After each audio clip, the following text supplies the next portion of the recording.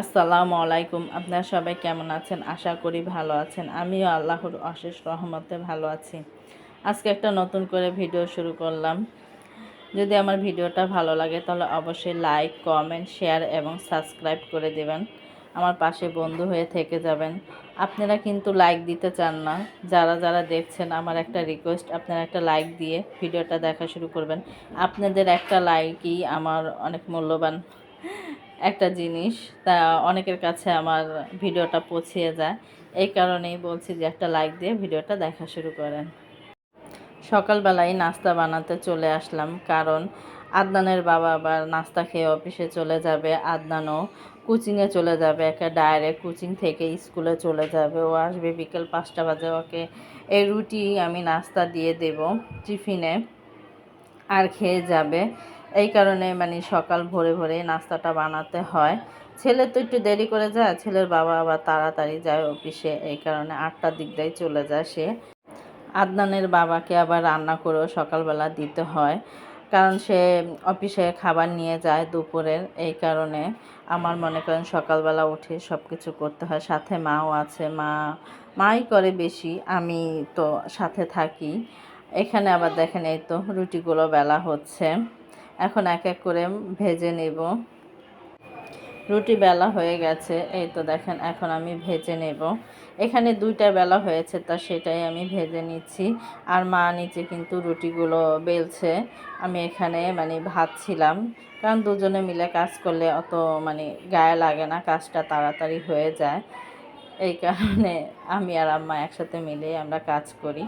আর এই তো দেখেন আমি রুটিগুলো কিন্তু সুন্দরভাবে ছেঁকে নিচ্ছিলাম।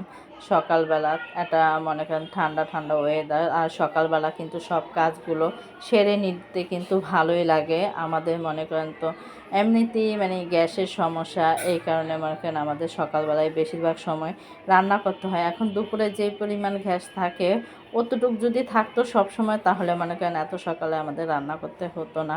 মাঝে মাঝে এখন আবার ভালোই যে পরিমাণ গ্যাস থাকে, আলহামদুলিল্লাহ ওই গ্যাসে কিন্তু রান্না করা যায়। এই তো দেখেন সুন্দর করে রুটিগুলো আমি ছেঁকে নিচ্ছিলাম। মাশাল্লাহ রুটিগুলো কিন্তু ভালোই ফুলছিল। আর আমি একটু চাপ দিয়ে ভাজি, কারণ একটু কাঁচা কাঁচা থাকলে আমার ভালো লাগে না। একটু ভাজা ভাজা ভালো হয় রুটিটা, তখন কিন্তু আমার ভালো লাগে। আদনানের আব্বু কিন্তু অফিসে চলে গেছে নাস্তা খেয়ে, আর এখানে আদনানকেও নাস্তা দিয়েছি, ও খেয়ে এখন চলে যাচ্ছে। এখন যাবে কোচিংয়ে, আর 12টা বাজে যাবে স্কুলে। স্কুল আর কোচিং কিন্তু সামনাসামনি। আমি আবার জুতোগুলো প্রত্যেক সপ্তাহে বৃহস্পতিবার রাত্রে ধুয়ে দেই, কারণ শনিবার তার স্কুল নেই, রবিবার জানি পরে যেতে পারে। একটা কিন্তু মনে করেন জুতা কিন্তু ময়লা হয়ে যায়, তারপর আবার এক সপ্তাহ পরলে একটা কেমন যেন একটা গন্ধ আসে, আমার কাছে ভালো লাগে না। অনেকে দেখি যে বছর চলে যায় তারপরে জুতা ধোয় না, আর আমি প্রত্যেক সপ্তাহে না ধুলে আমার ভালো লাগে না। আমি সব সময় আর একদিন প্রতিদিনই আমি 2 সেট ড্রেস আমি ধুয়ে দেই, কারণ প্রচুর পরিমাণ মনে করেন এখন কিন্তু ভালোই গরম, রোদ ওঠে, তা ঘামে সব কিছুই হয়ে যায়। এই কারণে আমি আর প্রত্যেক দিনই আর জামা কাপড়গুলো আমি ধুয়ে দিই ওই স্কুল থেকে আসলে, কারণ যা সকালে আসে 5টা বাজে। এই কারণে আর জুতা প্রত্যেক সপ্তাহে আমি জুতাগুলো ধুয়ে দিই। এই তো ছেলে চলে যাচ্ছে, তা আমি আবার দাঁড়াতে বললাম। ও আবার বলছিল বাবা বেল্ট এনে দিয়েছে, তা সেটাই আবার বলছিলাম কই তুমি পরেছো? পরে বলছে যে হ্যাঁ আম্মু আমি পরেছি। ওর আবার আগের বেল্টটা নষ্ট হয়ে গেছে, তাই ওর বাবা একটা বেল্ট এনে দিয়েছে, তা সেটাই ও পরছে, আমাকে আবার দেখালো। এই তো ছেলে চলে গেল। এখন আমি আবার মনে করেন নাস্তা খেতে বসেছি। এখানে আমি আলু দিয়ে বেগুন দিয়ে ভাজি করেছি, আর ডিম পোস্ট করেছি, আর রুটি। আমার কিন্তু বেশি ভালো লাগে আলু ভাজিটা আমার খুব পছন্দের একটা খাবার। আমি ভাত দিয়ে আলু ভাজি দিয়ে খেতে পারি, আমার কাছে ভালো লাগে। আর এখানে তো মনে করেন যে ডিম নিয়েছি, ডিমটাও পছন্দ করি, পোস্ট ভাজা ভালো লাগে, কিন্তু হোটেলের ভাজিটাও ভালো লাগে। আলহামদুলিল্লাহ সব কিছু দিয়েই খেতে পারি, কিন্তু বেশি ভালো লাগে মনে করেন যে ভাজির যদি কোনো আইটেম হয় তাহলে আমার আলু ভাজিটাই বেশি ভালো লাগে। আলহামদুলিল্লাহ নাস্তাটা করলাম, ভালোই লাগলো। ডিম পোস্টটাও ভালো লেগেছে। আল্লাহর কাছে শুকরিয়া। আল্লাহ যেভাবে খাওয়াক না কেন, যেভাবেই পড়াক না কেন, যেভাবেই রাখুক না কেন, সবসময় আল্লাহ শুকরিয়া আদায় করতে হবে। আলহামদুলিল্লাহ। ছেলের স্কুলে যাচ্ছি।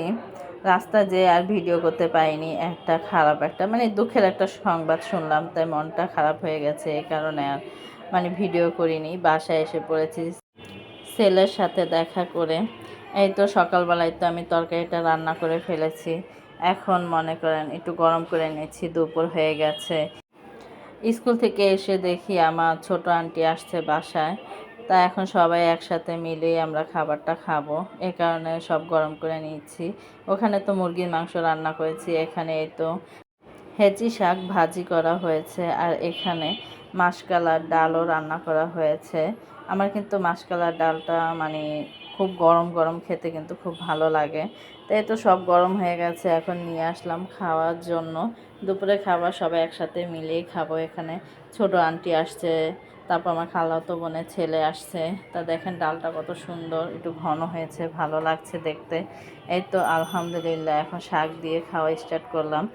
কারণ শাকটা কিন্তু খুব ভালো লাগে। আমরা ছোটোবেলায় কিন্তু আমাদের বাসার আশেপাশে কিন্তু মানে হেঁচি শাকটা হলে আমরা কিন্তু তুলে নিয়ে আসতাম। কিন্তু মানে আমার হেঁচি শাকটা খুব পছন্দ ছিল ছোটোবেলায়।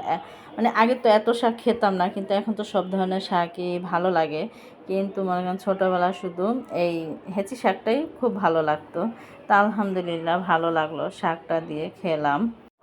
শাক দিয়ে খাওয়া হয়ে গেছে। এখন মুরগির মাংসটা নিয়ে নিলাম, মুরগির মাংস দিয়ে খাচ্ছি। আর এখানে দেখেন আমার আন্টি মানে তার নাতিকে খাওয়ানোর জন্য অনেক করছে, কিন্তু খেতে চাচ্ছে না, বাচ্চা মানুষ। আমি আবার বলছিলাম যে খালামণি তুমি একটু খাও, আমি একটু ভিডিও করি, মানে এগুলো বলে একটু খাওয়াচ্ছিলাম। এ তো দেখেন একটু মুখে দিয়েছে, বলছে ঝাল ঝাল, বাচ্চারা খেতেই চায় না, এরকম অবস্থা। তারপরে এই তো আমি তো খাওয়াটা শেষ করছিলাম। আলহামদুলিল্লাহ মুরগির মাংসটাও মজা হয়েছে। সবাই বলেছে যে না, আর এটা কিন্তু পাকিস্তানি কক মুরগি, এই মুরগিটা কিন্তু খুব ভালো লাগে, দেশি মুরগির মতো একটা গ্রান আসে। তাই এই মুরগিটা দিয়েই আজকে রান্না করেছে। আমাদের বড়দের কিন্তু খাওয়া হয়ে গেছে, আর এখনও দেখেন আমার ভাগিনা কিন্তু এখনও খায়নি। ওই তো দেখেন আমার ড্রেসিং টেবিলের উপরে উঠে বসে আছে। বিকেল হয়ে গেছে, খাওয়ার পর অনেকক্ষণ জিরিয়েছিলাম, কারেন্ট ছিল না, বারান্দায় বসেছিলাম। তারপরে তো বিকাল 5টা বাজে, সবাই মিলে চা নাস্তা খেয়েছি। এখন আন্টিরা চলে যাচ্ছে, কারণ আমার খালু খুব অসুস্থ, তার একটা দরকারি কাজে আসছিল। প্রায় 12:30 বাজে, এখন 5টা বাজে চলে যাচ্ছে। মা আবার একটু আন্টির সাথে শনি একটা যাবে, রিক্সা উঠিয়ে দিয়ে আসবে। বলছে যে আমার ভালো লাগছে না, আমি একটু যেয়ে হেঁটে আসি। তা আমি আবার বললাম আচ্ছা তুমি যাও, আমি সব রুমগুলো পরিষ্কার করে ফেলি। কারণ মনে করেন বিকেলবেলা একবার গুছাতেই হয়, না গুছালে কিন্তু ভালো লাগে না। এই কারণে মনে করেন যে বিকালও একটা ঝাড়া পোছা দিতে হয়। আর এটা আমাদের আরেকটা রুম। আম্মা আবার বলছে লাইট আর ফ্যানটা জ্বালানো, এটা একটু বন্ধ করে দাও, তা সেটাই আমি বন্ধ করে দিলাম। এখন এই তো দেখেন ও ওর নানুর আগেই কিন্তু আমার ভাগিনা চলে যাচ্ছে, বলছে যে নানু তাড়াতাড়ি চলো বাহিরে যাই। কারণ আমাদের বাসা আসার জন্য পাগল, আবার আজকে আবার যাওয়ার জন্য পাগল। তা তারা তো চলে গেল। আমি একটু বারান্দায় যাচ্ছিলাম, তারা তো এখন নিচে চলে গেল, এখান দিয়ে তো যাবে। এজন্য মানে একা ঘরে ভালো লাগছিল না, তাই তারা চলে যাচ্ছে, তাই দেখার জন্যই যাচ্ছিলাম। ওই তো দেখেন আমার খালাতো বোনের ছেলে কিন্তু নিচে, ও কিন্তু আমাকে টাটা দেবে। এখনও কিন্তু বের হয়নি, কারণ নিচে সোফা আছে, ওখানে বসেই জুতাটা পরতে হবে। কারণ আমাদের পুরা সিঁড়ি কিন্তু টাইলস করা। আমাদের জুতা মনে করেন যে নিচে থাকে কিছু পুরান জুতা, আর নতুন জুতাগুলো উপরে থাকে। তার যখন মেহমান অতিথি আসে তারা কিন্তু উপরে জুতাগুলো নিয়ে আসে। পরে মনে করেন আমরাও মানে নতুন জুতাগুলো উপরে নিয়ে আসি। তারপর আবার যখন নামি তখন কিন্তু মনে করেন যে জুতাগুলো আমরা পায়ে দিই, নিচে বসে সোফায় বসে আমরা কিন্তু পায়ে দিয়ে তারপর কিন্তু বের হই। আর নতুন জুতা নিচে রাখলে কিন্তু মনে করেন চোরে নিয়ে যায় চুরি করে, এই কারণে কিন্তু রাখা হয় না।